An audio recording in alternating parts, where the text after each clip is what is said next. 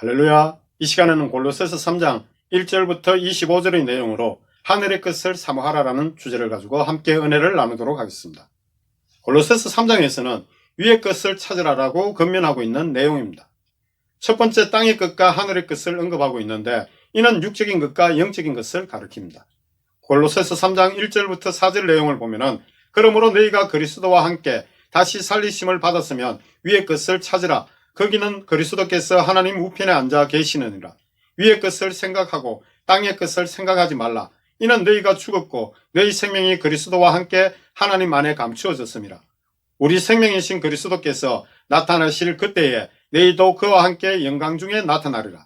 1절에서 4절 내용에서 위의 것을 찾으라 이 의미는 첫째 부활인 하나님의 사랑과 예수 그리스도의 은혜로 말미암아 믿음으로 하나님 자녀가 된 그 징표로 성령님의 임하심을 통해 죽었던 영이 살아나 속사람으로 존재하는 상태가 되었기에 이제부터는 땅의 것을 추구하였던 것을 버리고 하늘의 것을 찾고 생각하라는 것입니다. 위의 것은 무엇인가 살펴보면 이는 거기는 그리스도께서 하나님 우편에 앉아 계시느니라 하심처럼 예수 그리스도께서 계신 천국의 것, 곧 영적인 신령한 것들을 사모하라는 의미입니다. 성도는 땅에 속한 자들이 아니라 하늘에 속한 자들이기 때문에 그러한 것입니다. 그래서 고린도전서 15장 47절부터 49절을 보면 첫사람은 땅에서 났으니 흙에 속한 자이거니와 둘째 사람은 하늘에서 나셨느니라. 무릇 흙에 속한 자들은 저 흙에 속한 자와 같고 무릇 하늘에 속한 자들은 저 하늘에 속한 이와 같으니 우리가 흙에 속한 자의 형상을 입은 것 같이 또한 하늘에 속한 이의 형상을 입으리라. 하늘에 속한 자들은 하늘에 속한 이의 형상을 입을 것을 가르친 같이 하늘에 속한 이의 형상은 처음에 아담을 창조할 때의 모습처럼 죄를 범하기 전의 하나님 형상인 거룩함을 이루는 것들을 사모하라는 의미입니다. 즉 믿음으로 인하여 육체의 욕구대로 살던 옛사람은 예수 그리스도가 십자가에서 죄인인 우리를 대신해 돌아가실 때 그때 이미 죽었는데 이는 원래 우리가 죽어야 할 것을 예수님께서 대신 돌아가셨기에 이는 우리가 죽은 것이나 다름없는 것입니다. 이는 과거 육체의 욕구대로 살아온 행위는 죽고 믿음으로 하나님 자녀가 되었기에 하나님 자녀임을 증거하는 성령님의 임재로 우리의 영적 존재가 다시 살아나 지금은 우리 속에 속사람으로 존재하고 있으나 마지막 날 일곱째 나팔 소리가 들려올 부활 때에는 속사람인 신령한 몸으로 감싸이게 되는 것입니다. 지금은 이것이 하나님 계획 안에 감추어진 비밀인 것입니다. 그리고 세상 끝날인 예수 그리스도께서 심판의 주로 오시는 강림 때에 부활할 것을 말씀하신 것이 우리 생명이신 그리스도께서 나타나실 그때에 너희도 그와 함께 영광 중에 나타나리라라고 표현한 것입니다. 골로새서 3장 5절부터 8절 내용을 보면 그러므로 땅에 있는 지체를 죽이라. 곧 음란과 부정과 사욕과 악한 정욕과 탐심이니 탐심은 우상 숭배니라. 이것들로 말미암아 하나님의 진노가 임하느니라. 너희도 전에 그 가운데 살 때에 그 가운데서 행하였으나 이제는 너희가 이 모든 것을 벗어버리라. 곧 분한과 노여움과 악의와 비방과 너희 입의 부끄러운 말이라. 5절에서 8절 내용은 그러므로 땅에 있는 지체를 죽이라. 이는 과거에 행하던 땅에 속한 악한 행실을 가리키는 것으로 음란과 부정과 사욕과 악한 정욕과 탐심인데 특히 탐심은 우상 숭배이며 이러한 것으로 말미암아 하나님의 진노가 임하게 됨을 밝히는 내용입니다. 세상에서 모든 죄의 원인은 땅의 것, 곧 육체적인 것에 너무 집착하기 때문에 생겨나는 것입니다. 믿음 안에 있는 자나 혹은 믿음 밖에 있는 자일지라도 삶 속에서 범하는 모든 죄는 욕심이 그 원인인 것입니다. 그래서 야고보서 1장 14절 15절 내용을 보면 오직 사람이 시험을 받는 것은 자기 욕심에 끌려 미혹됨이니 욕심이 잉태한 적 죄를 낳고 죄가 장성한 적 사망을 낳느니라. 탐심은 육체의 요구에 따른 죄의 성질을 가리킵니다.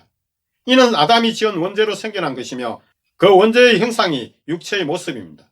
신령한 형상은 아담이 범죄함으로 벗겨져서 사라졌고 육체의 몸만 남았기에 이를 죄의 형상이라고 하는 것입니다. 이러한 죄의 형상과 더불어 저주를 받고서 본향인 천국을 떠나 이방 땅인 지구로 쫓겨내려와 고통과 또 애통과 수고의 삶을 사는 존재가 된 것입니다. 이 가운데 믿음 안에서나 믿음 밖에서 육체가 요구하는 욕심을 따라 살면 그 결국은 반드시 사망의 길임을 성경은 가르치고 있습니다. 사람이 육체의 미혹을 쉽게 끊지 못하는 것은 처음엔 자신의 육체적인 생각에서 시작하나 나중에는 마귀의 충동질과 미혹에 이끌려가기 때문에 그러한 것입니다. 그래서 마귀 역시 하나님과 천사처럼 우리의 행위를 영적 세계에서 다 보고 있는 것입니다. 그러므로 우는 사자와 같이 욕심에 이끌려 사는 자를 보고 사람을 통해 미혹하거나 혹은 마음을 직접 충동질해서 사망으로 이끌어가고자 미혹하는 것입니다. 결국 탐욕, 곧 육체적인 욕구대로 사는 결과는 하나님 진노의 심판을 부르게 되는 것입니다. 이는 로마서 8장 6절 7절 내용을 보면 알 수 있습니다. 육신의 생각은 사망이요 영의 생각은 생명과 평안이니라. 육신의 생각은 하나님과 원수되나니 이는 하나님의 법에 굴복하지 아니할 뿐 아니라 할 수도 없습니다. 그러므로 지금 편지하고 있는 대상인 골로새 지역 교회 성도들 역시 지난날에는 이방인으로서 구원받게 있었고 육체의 욕구대로 사는 삶을 살아왔기에 이제는 예수 그리스도 안에 있으므로 지난날 삶의 방식에서 벗어나기를 권하고 있는 내용입니다. 그래서 지금도 과거의 모습인 음란과 부정과 사욕과 악한 정욕과 탐심을 행하고 있다면 이제는 그리스도를 믿는 믿음의 사람으로서 하늘의 것들을 사모하며 과거 땅에 속한 모든 행위를 완전히 버리라고 전하고 있습니다. 그것은 다름 아닌 분함과 노여움과 악의와 비방과 너희 입에 부끄러운 말이라고 전하고 있습니다. 골로새서 3장 9절부터 11절 내용을 보면은 너희가 서로 거짓말을 하지 말라. 옛사람과 그 행위를 벗어버리고 새사람을 입었으니 이는 자기를 창조하신 이의 형상을 따라 지식에까지 새롭게 하심을 입은 자니라. 거기에는 헬라인이나 유대인이나 할레파나 무할레파나 야만인이나 스구디아인이나 종이나 자유인이 차별이 있을 수 없나니 오직 그리스도는 만유시요 만유 안에 계시니라. 9절에서 11절 내용에서 너희가 서로 거짓말을 하지 말라. 옛사람과 그 행위를 벗어버리고 새사람을 입었으니 이는 자기를 창조하신 이의 형상을 따라 지식에까지 새롭게 하심을 입은 자니라. 이를 통해 본다면 골로새 지역 교회 성도들끼리도 거짓 교사들에 의해 서로 나뉘어 때로는 거짓말도 서슴없이 한다는 것을 알 수 있습니다. 그러나 이제는 믿음으로 새로운 피조물로서 하나님의 형상대로 모든 것이 새롭게 거듭났는데 이는 지식까지도 과거의 육체에 속한 지식이 아닌 새로운 지식인 영적 세계와 하나님을 아는 지식으로 채워져야 할 것을 전하고 있습니다. 그리고 실존하는 하나님 나라 곧 천국 안에서는 결코 차별이 없고 오직 그리스도는 만유시요 만유 안에 계시니라 하신 같이 이는 예수님이 모든 것이고 모든 것 속에 그가 계시면 그가 모든 창조물인 세상과 모든 사람을 다스리는 주님이시기 때문에 그러한 것입니다. 두 번째 찬양하는 삶이라는 주제인데 골로새서 3장 12절부터 14절의 내용입니다. 그러므로 너희는 하나님이 택하고 거룩하고 사랑받는 자처럼 긍휼과 자비와 겸손과 온유와 오래 참음을 옷 입고 누가 누구에게 불만이 있거든 서로 용납하여 피차 용서하되 주께서 너희를 용서하신 것 같이 너희도 그리하고 이 모든 것 위에 사랑을 대하라. 이는 온전하게 매는 띠니라. 12절에서 14절의 내용은 이처럼 하나님의 택하심으로 사랑받는 자처럼 용서와 사랑으로 행하길 권하면서 서로 불만이 있어도 주님께서 우리를 용납하시고 용서하신 같이 용서하고 이러한 모든 일에 사랑을 대하기를 권하는 것은 사랑은 하나 되도록 메워주는 띠이기 때문에 그러한 것입니다.